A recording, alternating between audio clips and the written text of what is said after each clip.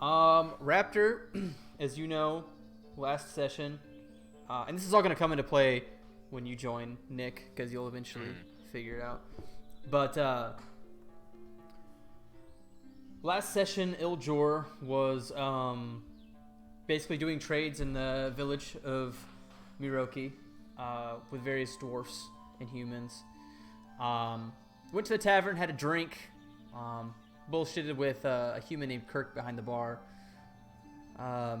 since he's pretty well versed in the population of Miroki, very close to a lot of people. Made the trek back to his shack, which was like I think a couple hours or so, where 2 hours or so, we said. yeah, where your mother was cooking dinner. You guys sat down and had a nice owlbear I met a stew. treant on the way home. Oh yeah, you did. You did meet a treant, Alderwood. He spoke to you briefly. Yeah, I totally forgot about those encounters. Yeah, you met Alderwood. He was kind of heading off. Some wolves. Yeah, I mean, he was kind of heading off into a separate direction. He walked with you for a little while. You made various perception checks among the landscape and found a patch of mushrooms, glowing blue mushrooms, that alleviated moods, which you did feed to some frenzied wolves who were devouring a bear. You made a pretty good animal handling check, and instead of fighting them or circumnavigating them, you actually did your due deed to the forest and Gave them some mood stabilizers. yeah, essentially. Made it back home. Your mother was fixing a nice owlbear stew. Moss gang. Yep. Seasoned with some moss. And after a pleasant supper, your mother set you down and kind of explained to you that for the last 30 years or so, since your tribe had essentially burned down, she had been carrying this amulet that was actually your father's, who he found it on an archaeological dig several years prior and just knew that it wasn't good. It gave off this very weird vibe, very weird aura. And your father essentially kept it a secret for the longest time. He always meant to kind of get rid of this thing and rid the forest of it, but he never got around to it for some reason. Your mother presented you that amulet and basically asked you, like, she can no longer carry this burden of one of your father's last possessions, and tasked you with venturing out of the forest, which you haven't done in a very, very long time, at least past like Miraki and out. Are we supposed to be seeing the trees and shit right now too? Yeah. Okay, I'm not seeing them, so I'm gonna reload. It says your browser does not currently support WebGL rendering. Yeah, I don't know why you specifically have this issue. Let me try to bring you to... Yeah, I see what I'm supposed to. I'm good.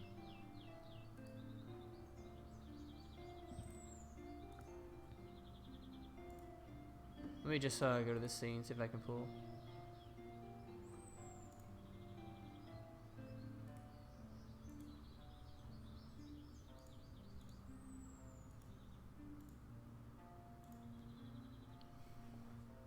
What do you see, Rep?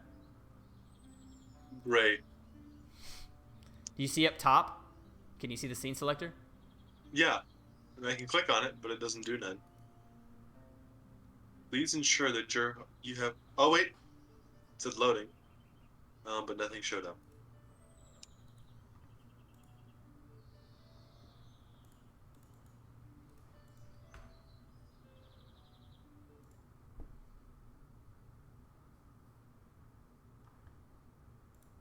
Try and relaunch your whole browser. Like, close it out and redo it.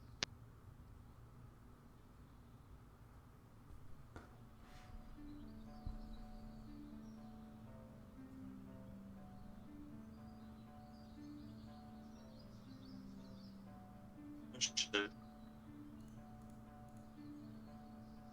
Gotta reopen everything. I don't have it set to, like, the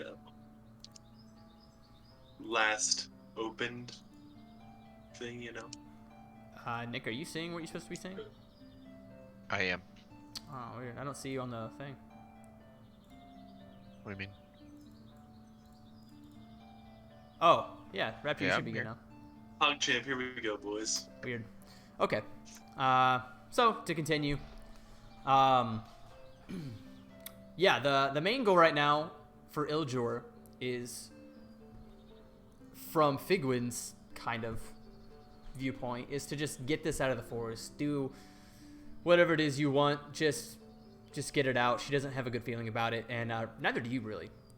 But being that this was kind of one of your father's last possessions, and it was kind of like a favor asked of you, you're going to do it. And instead of just taking it to the nearest body of water or the nearest ocean, you know, and chucking it in, you want to find out a little bit more about it. Which Yup. brings us to the present. You went to bed that night, and though you couldn't find much sleep, you did get a pretty good night's rest, just up thinking about the amulet and what you were going to do with it. You chose to venture off to the city of Anchorage, which is about 17, well, yeah, it's probably about 15 hours. So you woke up in the morning, you know, bright as, like super early, like 5 a.m. Still kind of dusk out. Well, not really dusk, but, you know, early morning, damp. There's a slight drizzle in the air, as it had been raining somewhat throughout the night. You make the trek, the 15-hour trek to Anchorage for the better part of the day. Not running into anything of interest, thankfully. Most of the forest during this time had been quiet. However,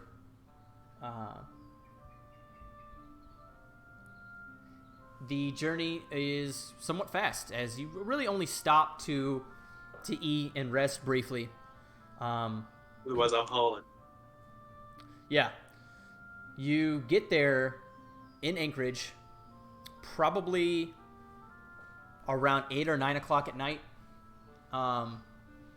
You stay on the outskirts, or you stay at a very small cottage inn, somewhere where travelers basically stop and go, where they just you get a bed for the night and then move on. Nothing really like long term. Some even offering like an hourly rate, whereas the inns in the actual city would not do an hourly rate. It'd be more like a regular inn. Daily, yeah. You Or sleep. nightly. Yeah, you sleep for the night. Fairly quietly. Like I said, the journey thus far, going to Anchorage, sleeping on the outskirts of the city, and you wake up the next morning. The goal today, really, is to,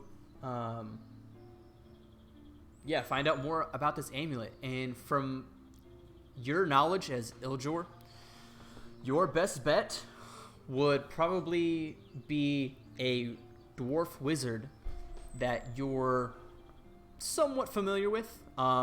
He runs a very small hole-in-the-wall shop about 20 minutes into the city. What's it called? The Quiet Hydra. This magic shop, owned by this dwarven wizard who you know as Gurnus Ardwin. Now, Gurnus Ardwin is someone that you've met a few times, enough to, be recognizable to him. He would know who you are. We're familiar. Yeah, you guys are familiar with each other, running into each other in Mirror Key maybe a couple times, but this isn't your first venture to Anchorage by any means. Like, you've been here before. You know the general area of the city. You're not too familiar with all of the shops and all of the businesses. But when it comes to, like, certain things that would attribute or would be more familiar with a Furbolg or Druid, you would know. Yeah. But anyways, moving on. You step out of this little cottage of the inn, and the way Anchorage is kind of set in this area, as you can tell, or as you can see from the map, it's essentially in the middle of the Silverdale. Well, not really in the middle, but like pretty much in the middle of the Silverdale, just above the Dowrick River. Close to the river. Yeah, and it's like it's not surrounded by trees per se. It's kind of the tree line breaks, and then you have this giant kind of circular shaped open area where the city kind of lies in the middle. So there's probably about a good 2 miles of no trees and just trails and small residential buildings and cottages and stuff like that, you know, where you'd stay until you get to the big walled off city that is Anchorage, the capital city of Falkirk. So there's like a big, basically like slum type of. No, it's not really necessarily like a slum, but I mean like outside the walls, just sort of like sprawling. Yeah, it's not by any means like well populated. It's just various little, not even really Farms shops. and such. Yeah, farms and such peppering the landscape around. Like I said, the tree line between the Silverdale and the actual city is a couple miles. So, the area is very large. You can get from where you're standing, you can get a very good viewpoint of what's around you. But it's about 15 minutes to the gates of the city.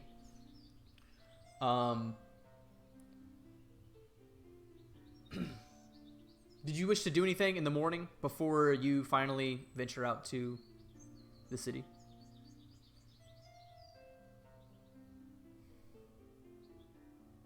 I'm just gonna take the amulet out one more time. Look Okay. at it. Okay. Peering upon the amulet, it's not really giving off any sort of glow or any sort of like aura that you're not familiar with. It doesn't appear to be affected by the time of day or the weather that you're aware of. It's still the same amulet you saw the night before. Put it away. Okay. Let's So go. you heading to the city? Yep. Okay. It's about a 10-minute walk to the city gates, and much like you would picture a capital city in a fairly large and wealthy country, the gates stand extremely high and look extremely well kept. Not that No vines or anything. Yeah, I mean, not that the city of or the country of Falkirk really has any political disputes with bureaucrats or Caldera in any sort of way, but in general, I mean, you kind of have to be on edge just in case. These lands haven't always been as friendly, but however, stepping into the city, the streets are pretty bountiful, with lively folk selling various fruits and vegetables, as well as various knickknacks, necklaces, bracelets, just kind of like very individualistic business, sort of like a nature to them, I guess. You have Like mom and pop shops. that, but also at the smallest level of people who are just getting their businesses started, selling, like I said, various knickknacks and things of the sorts. I'll go ahead and put on this evening town. Yeah. So, like I said, the sun is shining. It's probably around 8 or 9 a.m. No clouds in the sky whatsoever. The sun is just beating down. It's a good probably 80 to 85 degrees. Very nice weather. Like I said, various people walking amongst the streets, interacting, talking, moving in and out of shops. A halfling plays a lute for a small group of denizens in the corner. Very well, actually. As you look to the other side of the street where a dragonborn is performing some sort of sleight of hand trick to another small group of people. And most of all, towering at the highest peaks of the city are the flags of Falkirk, which are gradient. It goes from like a blue, or like a dark blue, to a white. And in the middle is a dark mountain with a red dragon writhing around it. That is the national flag of Falkirk. Now, as you make your way through the city streets, you know exactly where to go, where this the Quiet Hydra is. And it's pretty much the same kind of views along the way. 20 minutes into downtown, walking through the city streets. Nothing really piques your interest. It's just normal city folk doing their normal city thing. And upon coming to the front of the business, the Quiet Hydra that is smushed in between a massage parlor and a tarot reading shop, of all places. It's a very interesting set of property, but the outside just basically screams Gurna's Ardwin. I mean, it's very his style. It's somewhat kept, but not incredibly kept. Just a set of double doors and a couple windows. It's just one story. As you come up to the door, it is slightly ajar, just to kind of get that welcoming nature. It's not fully closed. It's just kind of open to everybody, as you only have to open it slightly to walk in. Though walking in, the place seems bigger than what you once remembered. Whether that be because the furniture is rearranged for it, or whether it was magically enhanced, you're not really sure, but regardless, the place looks fairly nice. And as you can see, there are various people kind of browsing his wares. He sells a variety of rods, rings, very small, common magic items, as well as simple weapons.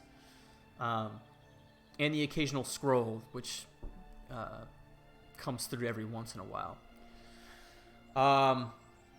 As you see various races, halfling, dragonborn, etc., browsing, you see Gurnis with a customer, probably about 20 feet in front of you.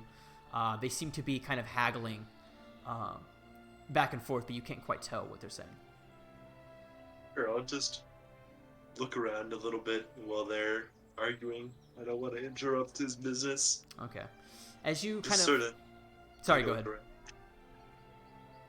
You're just browsing? Just sort of take a look. Yeah. Okay. As you just begin browsing, you come closer and you can finally hear him say, all right, fine. 5 gold pieces and 3 gold pieces in store credit. How's that sound? And the man kind of, you can see is a human now that he's arguing with. He's just, okay, fine. Okay. 5 gold pieces and 3 in store credit. Deal. They shake hands. They exchange this, what appears to be this parch-wrapped box. Hands it over, and Gurnis kind of takes it under the countertop, pays the man, bids him good day, and goes about his business, filing books and stuff like for his inventory. Is there anything that I find interesting around? Just. I mean, what would you really be looking for? Small, any type of small magical objects. Natural in look. Anything like that. Not anything within your price range at the moment. I think you have what, 10 gold on you right now? 24. Okay, 24. Probably still not enough, but yeah, as far as magic items go, nothing really in the 24 gold range, although you might be able to buy a few, like, weapons. Let me...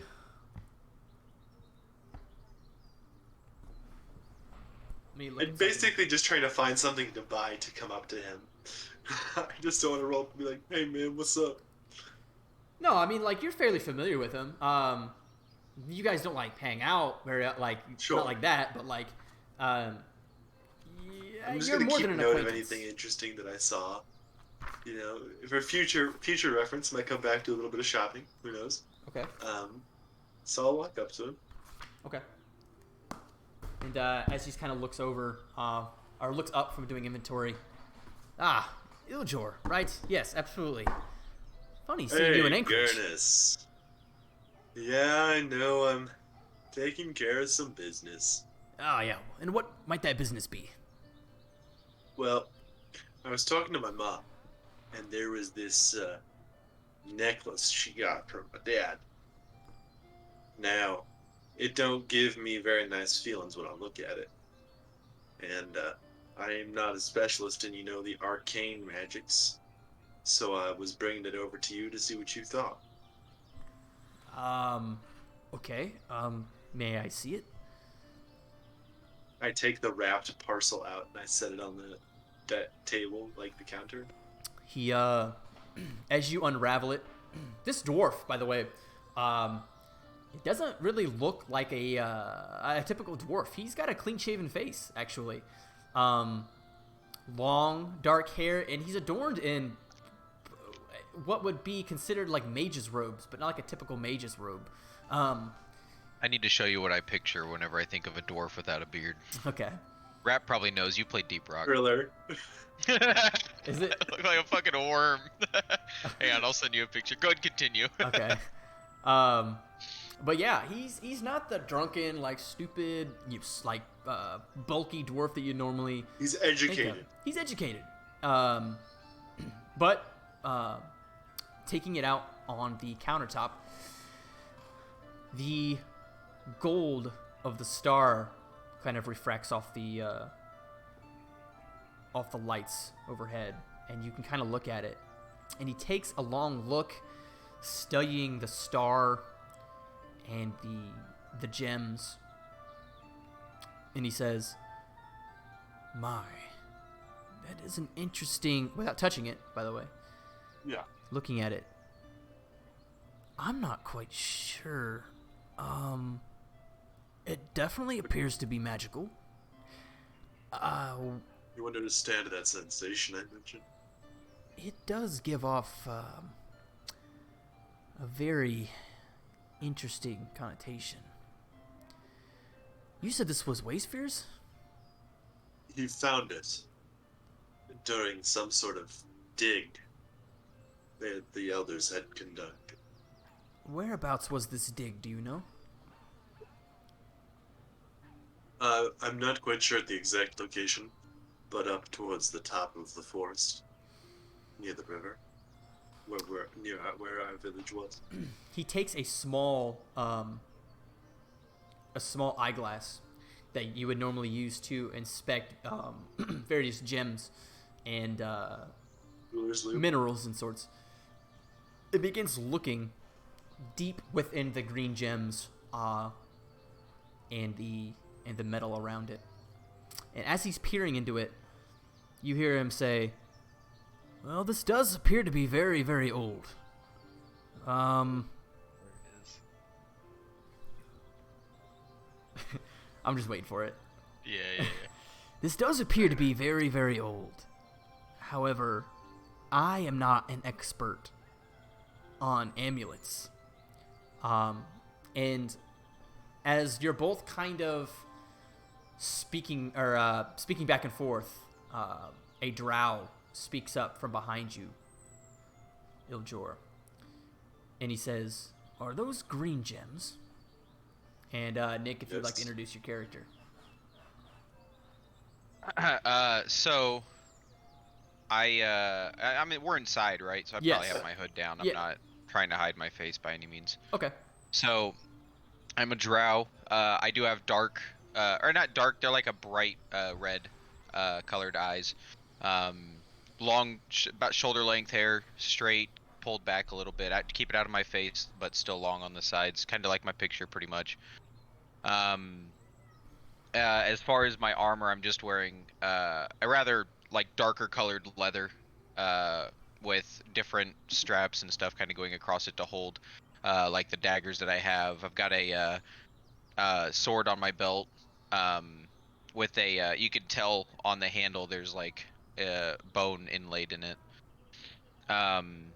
Other than that, just basic adventuring gear. I've got pouches on my belt, backpack. I'm average height and weight. I guess I'm probably on the lighter side as far as weight goes. I'm not very bulky. But I'm still average height, just probably about 6 foot. I don't think I have it written down here. Okay. And Nick, again, you recognize 6 foot, recognize these green gems as Yeah. as like a remember what I told you? Yeah, definitely. Okay. Sylvia. No. Hello. Huh? Oh, it's an Arion. Yeah. But you don't know him. You do thought- not know me. So they know me. No. You two don't know each other. You two No. know Gurnus. Oh. I never said that you two know each Well, I other. thought that you'd said that Nick's character had said, "Are those green gems?" Yes. Yes, I did. So he said Iljor. No. I didn't say Eldritch. No. Okay, I swear to God, you just All said he said was, Iljor. "Are those green gems?" Oh. I think so. These usually have a connotation with darker magic. Yeah, the feelings that it was putting off would explain such a thing. Let me pull back up what you'd said. I gotta find it. Hello? Where did you? Oh, are you? You good, Rap? Yeah. Okay, sorry. Where did you find this? Where did you get this? As I was explaining to Gurnus, it was located by my father during an archaeological dig that the druidic elders had done some...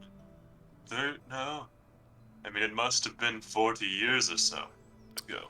And Gurnus kind of looks down from his eyeglass and looks up. I apologize. Iljor, meet Anarian. Anarian, meet Iljor. Good to meet you. Hello. Both of you are maybe more than an acquaintance to me, but Anarian here is quite versed in that sort of side. However, all I can tell you is that it does seem to appear to be magical, and yes, now that you mention it, the green gems are a sight for sure. Yes, I've seen something like this once before, but I don't know any details about that. Well, I I've was just seen asked it. by my mother to get it out of this forest. So I was just hoping to get some more information before I got rid of it, in case there was something that I needed to take care of. And Gurnus speaks up. Absolutely, I understand, Iljor. Now, these green gems are associated with darker magic, but not necessarily evil, I believe.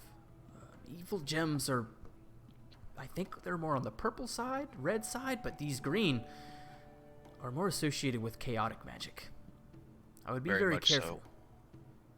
See. Now, what you could do, Anarian, since I know you're familiar somewhat with the Shadowkeep, and he kind of lowers his voice a little bit, you could take Iljor here to the entrance of the Shadowkeep. There is a man there, Ernest Pryor. He has a personal collection of amulets and rings and protection devices. Perhaps he might know more about this specific amulet. And Nick, you are familiar with this man, Ernest Pryor. He's part of the Shadowkeep, aka the Thieves Guild, that lie underneath the streets of Anchorage. This man you have conversed with several times, but you are also aware that he keeps a sort of personal collection. Being that he is in the Thieves Guild, has a personal collection of various magical items. So he might be one to go talk to. Yeah. Yeah, you might be right there. Have you ever had dealings with the Shadowkeep before? Not as far as I... Alright, well, just keep your head down and follow me and we'll make it there. I suppose I'll follow you. Is there anything else I can help you with today, gentlemen? What was the reason I was here? You were just browsing. Okay, alright. You had done your business calculated like what you're gonna do for the day in Anchorage, and you were just kind of like waiting, I guess, to do whatever it Gotcha. is you want to do, browsing Okay. various shops and stuff. Yeah. All right, yeah. I mean, so I'll kind of toss my hood up like I'm getting ready to leave, but I'll say I don't have anything else that I need from you today. All right. You two be safe, and let me know if there's anything I could do for you. Of course. And he bids farewell to both of you. I'll give him a nod and then just make my way out. Okay. So to kind of give a little bit more context, Anarian, the Thieves Guild, or the Shadowkeep, aka the Thieves Guild, are located on the northern part of the city. And as you get to the more northern part of the city, it's a little bit more slum-like, a little bit more residential, a little bit more low class, a little bit more dangerous. And essentially, the Shadowkeep within or beneath the city streets of Anchorage, you kind of have to go through the sewer entrance, which is fairly large. Like, it's not going to be cramped or anything. Well, it's a big city, you know. They have to have some solid sewers. Yeah. So, stepping out from the quiet Hydra, it takes your eyes but a moment to adjust to the bright light outside, much like the same when you walked in. But making your way, Iljor, following Anarian's lead, trusting Gurnus's judgment in this man, this Drow, that you're unfamiliar with. Whatever your feelings are of Drow are just kind of held in the moment, as this man is just trying to help you. As we're walking, I would probably make some like idle conversation with him. Okay. Where do you come from? I live about 2 hours north of Myroki. Gotcha. What The is it you do? forest. What brings you here? I'm assuming that amulet, but Yes, the amulet. I was asked to take care of it by my mother. She didn't feel comfortable handling it any longer. I see. Well, let's see if we can get some answers then, because I have a few questions myself about it. Fantastic. So as you're making this idle conversation, still throughout the seats, you're not quite in the the northern part. You're still in the downtown area where city life is still bustling, and the crowd seems to get thinner and thinner, although it's still pretty busy. And as you're walking down one of the sidewalks, you hear a voice pop up from a little bit away from you. It's kind of like probably about 15 feet a little down the way, and you can see a little gnome going, yes, you there, please, over here. And I'll you can cautiously kind of give him a look. Upon appearing like a closer look, you can see two gnomes sitting at what appears to be a fairly large table for the gnomes, with various like trinkets scattered around the table. You're already walking in this direction anyway, so coming up to the two gnomes, one of the gnomes kind of like gets up and kind of like meets you a little bit off the table, or a little bit away from the table. He says, yes, we have various wares here. Please take a look. If there's anything you like, we sell various magic items that we made on our own. You two seem very interesting, to say the least. A drow and a furbolg, yes? Can I, like... Insight check? No, I don't want to insight check. I want to, like, cast Detect Magic on the... Because they said these are magical items, so I'm curious now. I'm going to cast Detect Magic on them and see if they are magical. Yeah, absolutely. And the look of these gnomes, they appear to be wizards or spellcasters of some sort, at least by the looks alone. You take a moment, you cast the spell Detect Magic, and you do detect faint amounts of magic. Because the gnome had expressed that these are items they created themselves, it's a different kind of, I'd say, like, rudimentary magic, but these items are magical, and you can see various like rings, like almost like common items, sprinkled out in the they're not made out of any fancy materials. Yeah. And as you're casting this spell and doing your best to kind of dwell into how magical these items are, the other gnome speaks up and he goes, "Oh, no worries. we have various items here. We have a recording journal here, a ring of teleportation, and a blue sword. A blue sword. Oh, yes, there's nothing really that magical about it. It's just Mizzle's here's favorite color. And then the other gnome is like, oh, yeah. How much does the blue sword cost compared to a normal one? Well, this blue sword isn't only just a blue sword. We forged it with our bare hands. You tell me how much you would pay for it. You two forged this. To the best of our abilities. And you look up on the sword, and it's a sword. Like, it's nothing special. What's blue? The make of it is a little novice. But it would function as a regular sword. It wouldn't. As far as the build of it, I don't know if you'd really know if. I wouldn't know much about swords. Yeah. Yeah. But this recording journal here records the events of the day. That way you don't have to. It's kind of like a journal that you don't have to keep up yourself. This ring right here, this ring is a ring of teleportation. You just think of a place and it will go there. This is very special. This is top-notch quality right here. How much is that? The ring is for 50 GP. Oh. Or we can make a deal, maybe. We can make a deal. Us gnomes are always willing to negotiate. I don't exactly have times for parlor tricks today, sadly. Oh, no parlor tricks here. No parlor tricks here. I can assure you. He looks over at his gnome friend. He's like, Can I make an insight on that? Yeah, absolutely. All right. Let's see. Oh, where are my? Oh, they're right there. I'm We activate the city of Anchorage.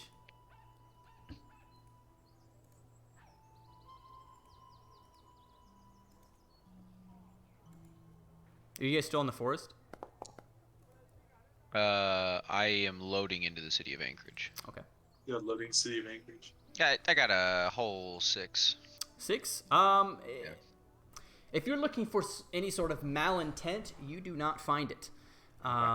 As he, I don't. He's kind of nudging the other gnome as like, okay, don't lose these guys. They're here. The other gnome speaks up. Well, what do you have in your pockets? Maybe we can make a deal. Maybe it's up to you. We're always willing to negotiate. I just look to, what's your name? Iljor. Iljor, that's right. I just look to you. I would be willing to trade information. Okay. What kind of information? As the two gnomes kind of like look at each other and look back at you. I possess a tome that contains knowledge of many herbs, natural and magical, and just health herbs as well. I'll be willing to share some of this knowledge in exchange for a reduced price. The gnomes kind of look at each other, and seemingly through some sort of, by whether they've known each other for a while, some sort of communication, they look back at you, and they say, "All right then. What were you thinking?" Well, I can let you guys know about some beneficial magical herbs that grow around this area, and we can see about reducing the price. Maybe would you be willing to put some money in on this if we thought about purchasing it? Well, I mean, I'm sorry, I haven't known you long enough. I apologize. At this point, Arion is kind of like tapping his foot, seeming like anxious, like ready to go. Well, thing is, gentlemen, I only have 24 gold. Okay, well, perhaps 20 gold. We can sell you the blue sword or the recording journal for 20 gold, or if you're willing to give us the 24 and some information, he looks over at his gnome friend, kind of like mouths some words. The ring of teleportation could be yours too. Wait, you're offering 2 of the items? No, we just mean that for 24 gold and the information and the knowledge. Okay. we can trade the ring, and but the recording journal is 7 gold and the blue sword is 20 gold. So the only thing I ask is that if I exchange this information, I need you to promise me that you will be responsible and not over-harvest these natural wonders that grow around us. whereabouts are these plants, just so we can get a better idea of where we're going to be harvesting them? That way we, like you said, we know overharvest. Can give you access to magical herbs that grow on this entire side of the river.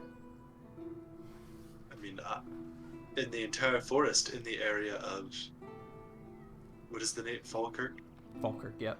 Of Falkirk, I have access to. I mean, wherever you would find easiest for your means to be of use.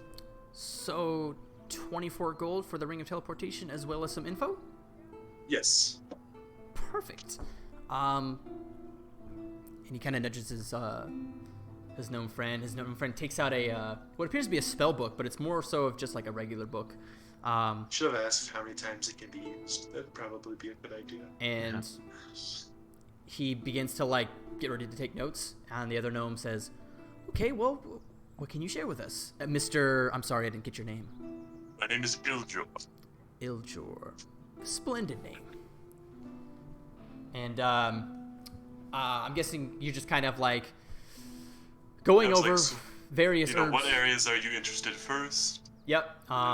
As this process probably, how long would you say it take? How much information are you divulging? Well, we said, on average, I think you'd said it was like less than a minute for local shit, like. Well, that's to identify. Yeah. So, I mean, I can give those identifying characteristics to them. Okay. So, would you say you give the info for about 10 to 20 herbs and spices that takes about 10 to 15 minutes? Yeah. Okay. And as that period goes by, herbs that are useful for magical cooking, that imbue the food with some effects, and, okay. Some mild healing herbs that can be found nearby. Okay. And the gnome, after a while, this seemingly takes, but no time, Nick. Process goes by pretty fast as, upon completion, the gnome closes the book and says, "Well, that appears to be a lot of information. We really appreciate that. Now, this ring, took us a while to make, and, I think you're going to thoroughly enjoy it," as he holds the ring in one hand and holds his other hand out for the money. You give him all my gold. Okay. He takes the gold, and he plants the ring in the palm of your hand. Just a few questions about it. I probably should have done this before I purchased it, but how many times can this be used? Well, we used it several times. We in a day, I think, when testing, we only used it 2 or 3 times. But we're not so quite every sure. few hours. Possibly. Okay. Possibly. But we appreciate your business, Mr. Iljor. I hope the knowledge is of use to you, and if I see you again, let me know how it's doing for your business. Absolutely, and I hope the ring is helpful to you. And now, since it isn't magical, as I go to slide it over my finger, does it size to me? Yeah, absolutely. Okay. Because I got big ass Theobald fingers. Yeah, absolutely. All rings in that sense will automatically basically convert to your finger size. Got the drip. Yeah, absolutely. So we'll go ahead, make note of that, and I'll add it to your inventory later. But finishing up that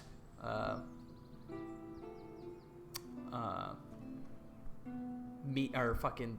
Why can I not think of words in this situation? Well, Like what would you this consider encounter. a tool? Loot. Loot? Oh. Yeah, loot.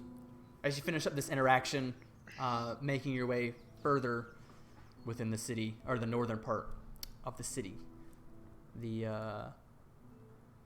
change this to a more suspenseful. Hopefully this isn't like too evil, dude. I'm trying to get suspense out of here. Is it a common item? Uncommon?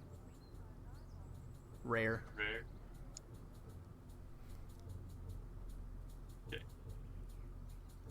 Okay. Do silent shadows. Yeah. So, as you weave your way throughout the city, taking probably 20-25 minutes to really get to the northern part of we'll do spy. Getting to the northern part as the crowd grows thinner thinner and thinner. The various residential businesses and houses, from what you can tell, it does become more residential. It's very the shops and businesses become more sparse and more rare, as the Welcome to the suburbs. yeah, the roads become more unkempt and eroded over time. The structural components just a bit more dated, and an Aryan, you're actually more familiar, so it's kind of like you're just a little bit more on edge. But it does seem like a darker part of the town. Yeah. Maybe.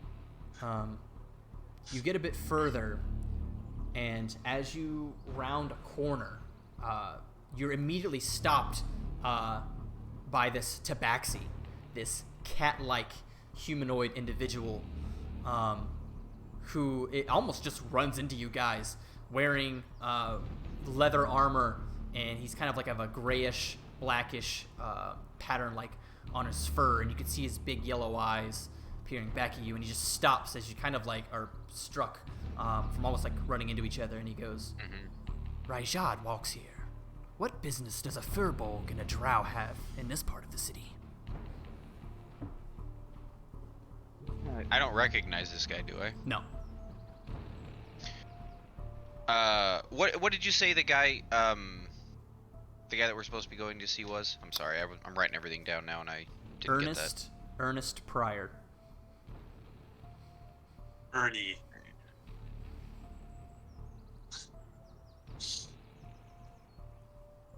He's a human. We've got business with Ernest. Ernest? Rajad does not know this Ernest you speak of. Then maybe you should just let us be on our way. As he looks at you, he looks at Iljor. Drow keep more secrets than us Tabaxi. Stay safe. I keep enough this one. secrets. He just kind of looks back at you and ventures in between you and just continues walking. As folk of this sort, especially of the Tabaxi type, kind of Weird AF. flourish in these kind of slum areas of high crime and that kind of sort. Tabaxi are known for their trickiness and their sly nature. And I can get into like the history of Tabaxi later, but they're just a very interesting kind of folk. But nevertheless, probably about another 20 to 30 minutes goes by as you've pretty much got on to like the outskirts near the gates of the city, or where the gates would stop. Going through various alleyways and backways to get to the mouth of this sewer system. Venturing down below some rocks, you come upon the mouth of the exit of the sewer system, which doesn't really have like running water coming out of it. It's more so just like a maintenance entrance, kind of how they would go in. But this entrance, this circular entrance, is fairly high. It's about 12 feet tall and just as wide. There is water. It's not like running water, but there's water in the middle as you peer down. And there's walkways along the side just to kind of mitigate any sort of physical interaction with the water itself. And what strikes you initially, Iljor, is I'm not sure if your character would be familiar with this, but more so Anarion, but the sewer system and the sewages are pretty much tainted like a bright green in the event of a leak somewhere in the city. They would kind of be able to identify that through its taintedness of like, oh damn, that's like sewer water. That way, it just makes this. It's like sulfur, the sulfur in natural gas. Well, I just mean like no, it's like physically tainted. Like the city taints it just in case there's a leak somewhere, and that way they know. Yeah, okay. like they put sulfur in natural gas for the same reason. Oh. Because it's naturally odorless. Oh. Well, I mean, they do it on the ship to identify like chill water and stuff like that. But Yeah. But nevertheless, like it's also tainted that way to kind of like alleviate the smell. It's like magically imbued with not odor reducing qualities. Yeah, odor reducing. Not so much like they give it an odor, but just like to reduce the odor. But it seems really sketchy, Iljor, and being in this part of the city, something you're sort of unfamiliar with. You have your guard. Yeah. But is there anything you wish to do before venturing within, or? Is there? I mean, it was ear piercing all the way up here. It's fine. Sorry, what's up? Is there anything you'd like to do before venturing within the sewer systems? How far is the sewers are we going to have to go? Anarion, from your perspective, it's probably going to be another 20 minutes or so. Not very far into it, but yeah. Your boots might get a little messy. So be it. This information is necessary. That's it. I Okay. will turn it and make my way. Okay. And as you guys Making my way downtown. force yourselves through the entrance of this sewer system, kind of walking along the walkways, it's really dark in here. I know you can see Anarion, but Iljor, you are unable to see anything. I don't know if you have. Yeah, I cannot. Let me see here. Unless he says something, I just continue at a normal pace. Okay. Oh. I don't have any cantrips. Here, I have to pull up my backpack. I will use my tinderbox and light one of my torches. Okay. Realizing, Anarion, that you can see, but not so much Iljor, you hear the spark of a match and this torch light up behind you as the tunnel is illuminated. And as far as you can see, at least for the better part of about 20 or 30 feet, is just this circular, basically like tunnel. Venturing down for a few minutes further, I'm going to bring you guys to a scene.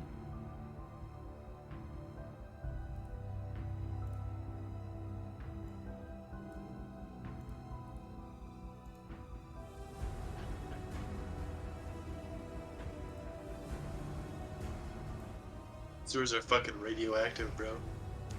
Yeah.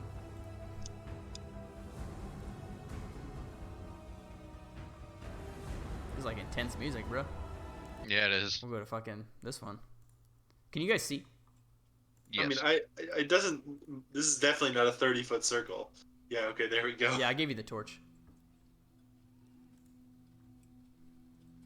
So you know where we're going, right, Anarion? Yeah, you. I do remember, right? Yeah, you do. It's not the door to your left. as you're walking. It's the door down the further. At the end of the. Okay. It's just this way.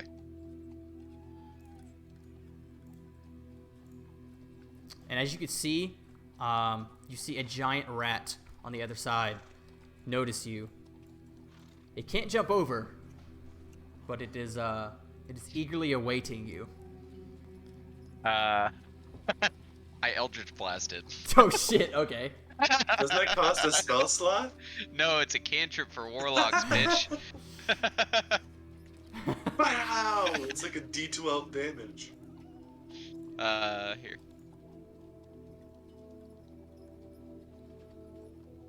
Well, it's a D10. Bro. 14 to hit this giant Okay, rat. yeah, go ahead. Go ahead, roll damage. 1! You look down, and you're so confident in this Eldritch Blast.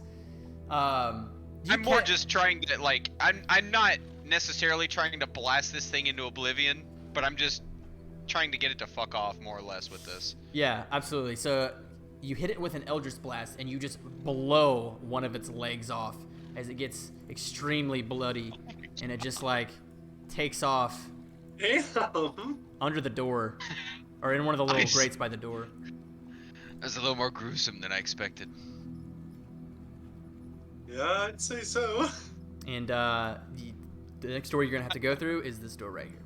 Yeah. Alright, hope you're ready to get your boots wet. You can go in it, or you can make an acrobatics check and go over it. I will make an acrobatics to try and go over it. All right. Me too. Okay, everybody make a acrobatics check. Damn. That's probably not good enough. That's definitely not good enough.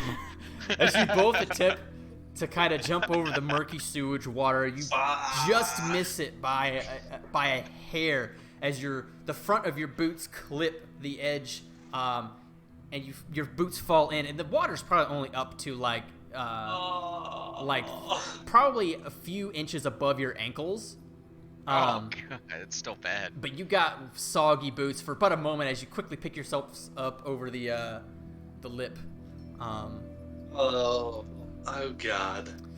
Yeah, the across here is probably 4 to 5 feet, so it's a good like little jump, but Yeah. but nevertheless, Let's get moving. some soggy boots.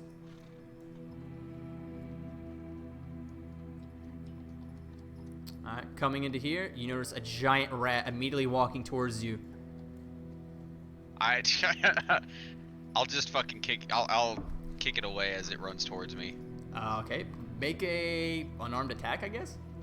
I'll just roll a d20. Yeah, roll a d20. Oop. Oh, I forgot it does this, and I don't have to type it out. I missed. Cause that's a 1. Yeah. As you I'm gonna attack it with. hold on, the my rat's gonna go. scimitar as well. The rat's gonna go. The rat's gonna go. Okay. And there he made his thing, and then it's gonna be the rat, and then it'll be George. Okay, so the rat rolled a 19. Oh fuck. I guess I should have had one of these motherfuckers Not out. bad. Bro, where the fuck are my d4s? You didn't watch the rat scurry under the door with a leg blown off and think that It's a rat, it dude. shouldn't. They ain't talking to each other like, damn, what happened? Okay. Dealing, attacks you and bites you. Damn, okay. 4 points of piercing damage. It rolled max damage. My god, man. 4 points of piercing. It's a giant rat. It's not like a small Sweet rat either. Christ. Like, this thing is chonky. Go ahead, Eldjor, it's your turn. So I'm gonna flank the rat. Okay, Slide I think around it takes attack of opportunity because you're moving. Only if you leave. It's a threat range usually. Yeah, it's usually here. I'm pretty sure it's if you leave its threat range. I gotta put attack of opportunity in my little GM screen. But alright, we'll roll it as Definitely you helps. flank it. I'm gonna cut down with my scimitar. Try to at least get it to get off of him. Okay.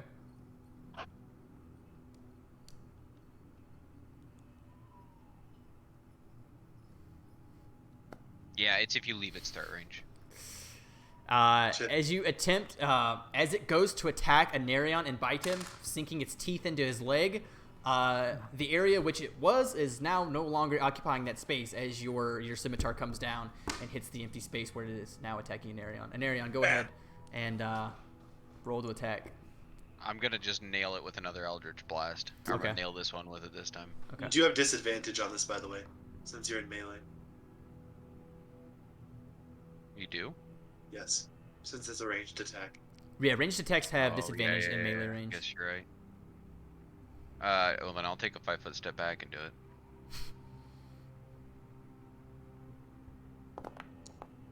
That's better. Okay, go ahead and roll damage. That's not better. That's the exact same.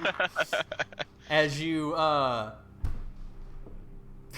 as you take a step back, cast Eldritch Blast as the Eldritch Blast through the basically way you're looking at it, and the angle at which you're casting Eldritch Blast. This beam of energy just absolutely nails this giant rat directly in the forehead, and it essentially just explodes as you see blood kind of just Oh god. explode all over Oh, Ildjor God. behind it. Now Ildjor's covered in giant rat blood, and it is not a very good sight. Ildjor's like a little bit queasy. Yeah, absolutely. It is fucking. My bad, friend. What the fuck was that? I think that was a giant rat. I'm gonna continue. Okay. Yeah, you would continue down more this way. Can I try to shake myself off? Yeah, you could try to. There's some water you could clean yourself up with. Here, I'm gonna. Let's make a. I want to make a dexterity check to see if I can shake this stuff off. I'm Or you not wanna having you strike? make a dexterity check to shake it off. As you attempt to like kind of clean yourself off, you're essentially just smearing it all over yourself. Oh. But I mean, you cleaned up a little bit. I'm just if he's like not looking, I'm just gonna like reach out to like rub a little bit on Anarion. Does As he you- touch me? Huh? What Rap just said? I don't know. Does he Ildjor, did you Like- does touch he him? act like Yeah, like when Anarion like turns to walk away, I just like rub a little bit of the blood on him. I turn like with a glare directly to his eyes. I wouldn't touch me again if I were you. It's okay, friend. I just turn and continue walking. You see this other giant rat on the other side of the. I give it a rude gesture. All right. You hear. Chittering. Oh, I see that bridge. I Yeah, I'm gonna- cast. Oh. Go ahead, Ildjor. Cast what? I cast Burning Hands. Okay. Go ahead and roll.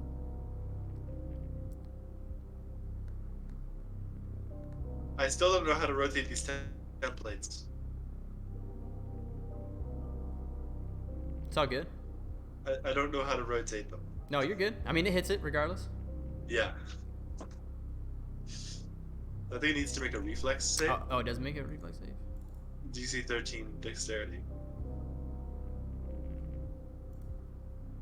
I'll go ahead and roll that.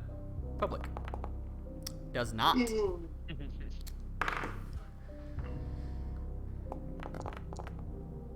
Okay. As you cast Burning Hands from your Is that a fingertips. first level spell? Yes. Oh my god, man. As you cast Burning Hands from your fingertips, fire bursts out, illuminating the rest of the sewers and a much brighter than your torch. You see off in the distance like sparks in the air from the methane, very almost like ignite the air as the rat just burns to death. You can hear him like squeak and squinch, and he like basically goes in a He circle. freaks out. Yeah, he freaks while the it's fuck on out, Fire. and eventually just dies in the area. I think that was a waste of energy. I like blow my fingertips off.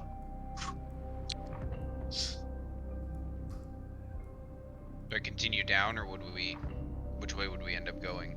You want to come this way. I will cross the bridge then. These are some pretty well kept sewers. Tell it to the giant rats. Well, they seem to like it. The moment I notice that one, I'm nailing it with an Eldritch Blast again. Rat destruction simulator. Fuck! Ooh. As you cast Eldritch Blast, as it comes around the corner, you aim for this area to try to kind of like meet with it, and the Eldritch Blast just explodes right there. As the rat comes to you, he's going to attempt to make an attack roll. 17. Yeah. 3 Although I don't know points. if I have my armor equipped. 3 points. 3 points of piercing damage as the rat kind of gnaws itself into the side of your leg. Iljor, if you'd like to make a move, go ahead. I don't really have anything I can do in this situation. I mean, I'll hit it then. Yeah, I'll just step out of the way to see it, to make sure that Anarion has some more space, actually. If he needs to back up. Alright, Okay. can I make an attack then? Yeah, go ahead. If you're just not Alright. gonna do anything. I'm just gonna hit it with Green Flame Blade, Okay. which is that's another cantrip, but, cast spell. Wait, what? Why is this? It's not an effect spell, it's just... Oh wait, no it is. I thought it was one that It doesn't have to actually make do with anything. Yeah, it does. No. Oh wait.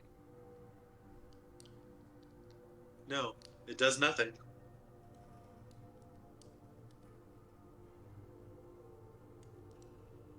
It says you cause the flames to leap from the target to a different creature of your choice Yeah, within 5 okay. feet of it. But there are It doesn't 2 do rats anything. there. But they're not within 5 feet. They're not within 5 feet. Okay. Never mind. I'm just gonna hit it with my sword then. Okay. For further reference, if it happens in the future, I'll just deem that as like your turn.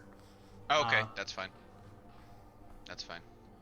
But that was an 8. That was a 23 to hit. 23. Okay, go ahead and roll damage. Yeah, get fucked, buddy. Wait, the damage isn't there. Longsword's a D8, Okay. I think. I'll just roll a D. It's fine. It didn't put the damage in there for some reason. I annihilate this rat. Yeah. Damn. Absolutely. That rat fucking. Oh, whoops. Not that one. This one. Absolutely explodes. Yeah, absolutely explodes in front of you as you basically just come down with your sword, cut the giant rat in half, which brings it to this rat's turn, which is going to attempt to bite you again. Or bite you. It is. Damn, dude. 20 unnatural. These motherfuckers. As this one's going to bite you for 1 point of piercing damage. That's better. Iljor, would you like to do anything? I'm going to take a step up to Anarion here. And, although against his advice, touch him again and cast Cure Light Wounds. Okay, what is that? 2d4, what is that?